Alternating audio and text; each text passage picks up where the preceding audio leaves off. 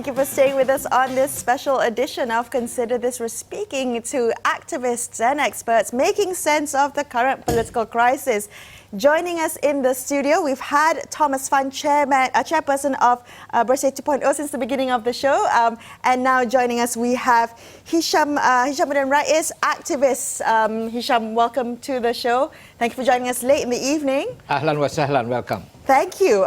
Okay, so first off, you were at Sheraton PJ on Sunday, weren't you? Yeah, I was there, yes. You were correct. there along with Datuk Seri Azmin, Ali, Zuraida, Kamaruddin, Datuk Saifuddin, Abdullah, Bian, among others. Now, Hisham, were you part of this attempt to change the government? I'm not part of the attempts to change the government. I'm part of the attempt to block Anwar Ibrahim to become the Prime Minister of Malaysia. That's it, it's clear.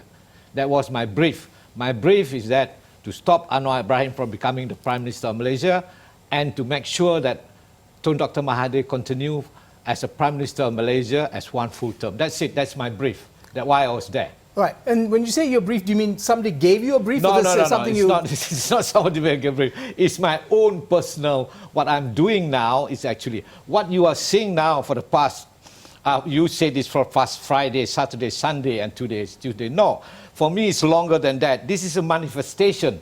What we're seeing here now is the manifestation.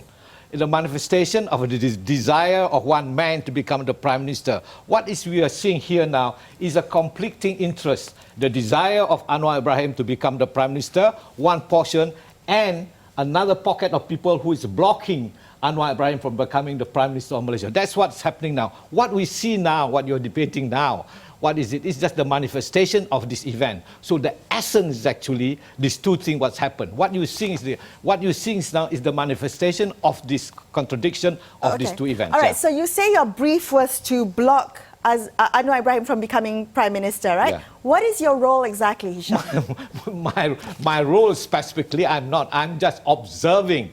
I'm observing. I'm always there. I'm merakam secara. I'm detaining. If you recall the 10 days that shook the world, the famous book of the Bolshevik Revolution 1917. By John Reed. By John Reed. I was there. I mean, the last time was at Sheraton too. I was there. I was just an observer. I noted it and I observed and I write, and that's why I was there. Okay, but I would say, Hisham, one of the things is that the narrative that you have is that of Azmin Ali, right? Azmin Ali put it on Facebook that he had heard word that Anwar Ibrahim was moving against Dr. Mahathir, and therefore he came out to save Dr. Mahathir. Now, you'd expect that as a consequence of that, of saving Dr. Mahathir would embrace Azmin Ali and the group of people who've come, by some people called traitors, other people called saviors, perhaps. But the question is, why hasn't that panned out? Why is it that if Azmin Ali was saving Dr. Mahathir, like you, saving him from Anwar Ibrahim, that Dr. Mahathir has not in fact embraced Azmin Ali? No, that's bigger than that. What you see is just one part of the manifestation. That was what happened. I mean, theoretically, if Pakatan Harapan still exists, our Prime Minister today is Anwar bin Ibrahim. Touch wood, it's not happening. So you were willing to help the fall of Pakatan Harapan? No, it's not the fall of Pakatan Harapan. This is not about the fall of Pakatan Harapan. This is to save the country from Anwar Ibrahim. That's it. What is the narrative? The narrative is that I think because, okay, there's this element, yeah, this element, there are people who are objecting to Anwar Ibrahim. Okay, it's not. Is it for me, why it's happened? Because I believe that the agenda reformasi has been hijacked. It's been hijacked, telah dibajak. It's been hijacked by Anwar Ibrahim since the night. On the 9th of May 2018, it's been hijacked. So for the past 2 years, we have not been talking anything but about who is the next Prime Minister, when I will, after APEC, what day, what time, Tuesday or Monday. So that's all the debates being on. We have failed, I'm sure. A lot of people, we fail. We are not, you are discussing to me today by right, should be theoretically, should be asking me, hey, Hisham, what you have done with the reform agenda? No, we are not. We are talking, will the business Prime Minister, will Anwar take over after APEC? When is that? Okay, would you concede that over the last 20 months that there have been reforms, the voting age has been lowered, there has been attempts to talk about or table the decriminalization of drug use, the end of the death penalty. Correct. Hasn't that also been true? Correct. Yes, true. This is the success of the Pakatan Harapan. Yes, but there are also elements that's a major thing that there's a lot of the civil society is still not happy what's going on. There's a thing that the hanging thing is still going on. The debate is still going on. The interracial campaign is still going on. So there are things that we can move forward. But all these things, the agenda, the big reform agenda have been hijacked. We are debating. Why are you inviting me here to debate about this thing? By right, theoretically, you should be inviting, hey Hisham, what have you done since you are in Bersih? You should come to the street. What have you done? Show me your report card. No, I cannot show. Yes, you mentioned Mr. Sharaad Kuttan, you mentioned the report. But for me, the bigger agenda, the more, to move forward, the racial thing have not. So this is the big thing, because I think the manifestation of the battle between those people who are for Anwar Ibrahim and those people are. But on behalf of this, the background of this, there's a very important, I think Sharifah mentioned it just now, your earlier speaker mentioned now, the national question. The national question has not been resolved. This is the fundamental thing, and it's reflected, it's reflected in the composition. It reflected the hatreds of the Malays toward the AP, the hatred of the Malays. This is the national question, has not been resolved. So this is the bigger agenda which I'm proposing. Well, that's precisely why we're hearing all the different voices today. We want to hear from civil societies, from activists, from people on the ground who are championing the reform agenda. I mean, Thomas, I'm sorry you've been caught in the middle of two fiery gentlemen here. Yeah. I want to get your thoughts now, Thomas. I mean, what do you think of all the things that Hisham just said?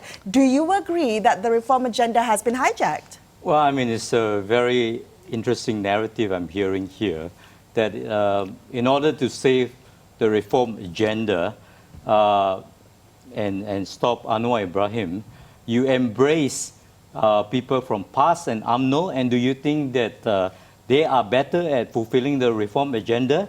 Come on, we have been struggling on the street all these decades. No. The thing is that the PAS and UMNO came later because they have a personal interest. Because they have a personal interest, because some of them are on trial, some of them being charged.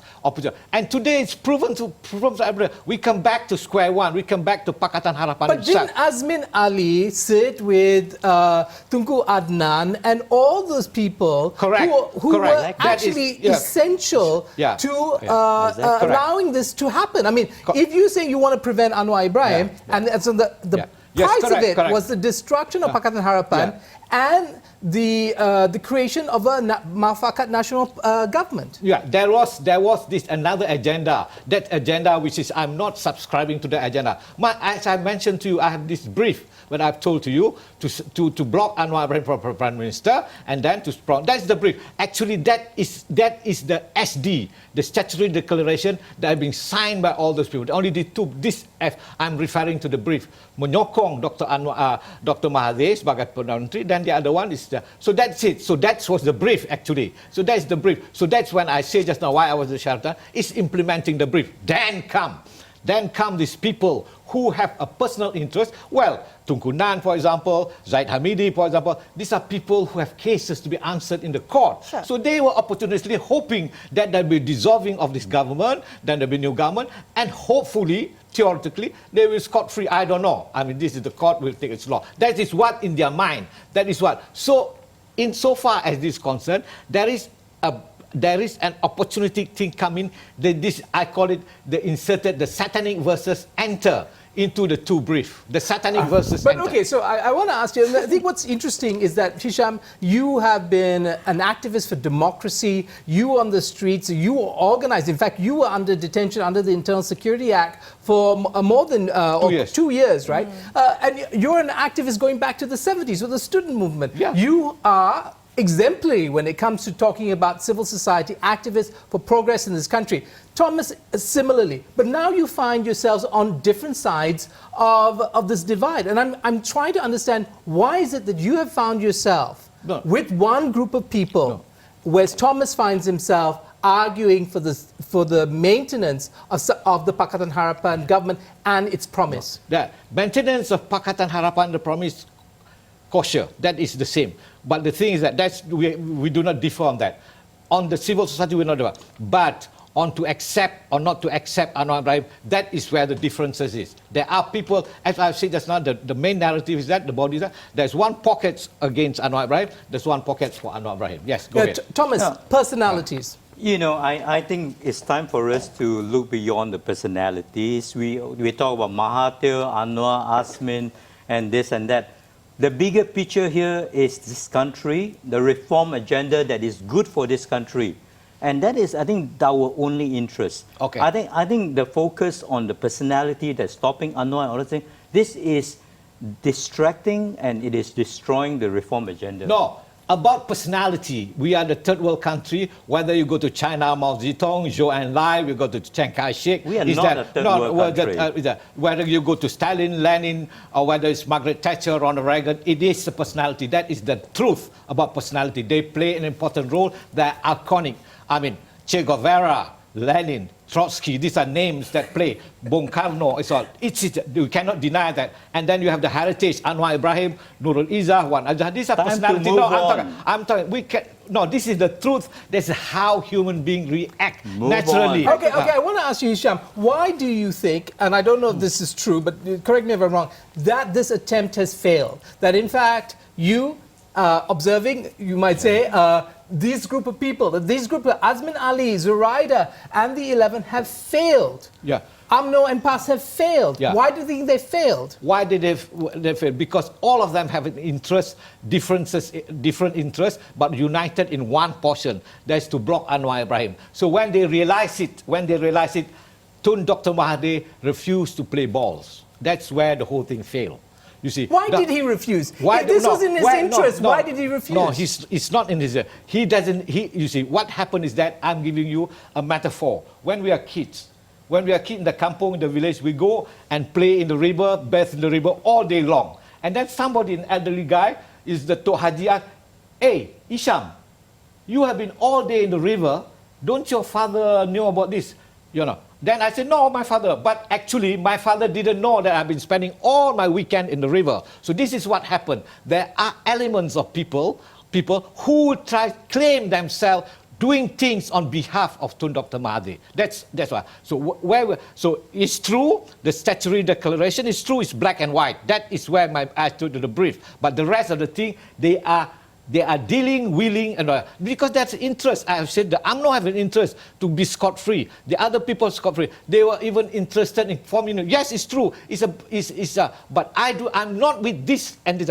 And when I was when I saw Kuttan there, it's so nauseating. I mean, I just say I walk out. I mean, I'm supposed to be there to record what happened, merakam sejarah like I did in the last time in Sheraton, where I could not stomach it anymore. It's honestly, I said no. That's the end of it. The moment I'm so sorry that I have to give the figure of Kuttan. But at least, one short response from you, Thomas. Yes. Do we and can we get away from this politics? This politics of personalities, of loyalty to persons, that has driven our politics for such a long time, especially over the last 20 years. You know, in all this narrative about stopping Anwar and saving Mahathir and all that, what about the Rakyat? Who is thinking about the Rakyat? No, I mean, right now the Rakyat is feeling a sense of betrayal. They chose one government and now it's been reconfigured. And things like that. We're going to come back. We're going to take a breather now and then perhaps come back with cooler heads after this on Consider This. Don't go anywhere.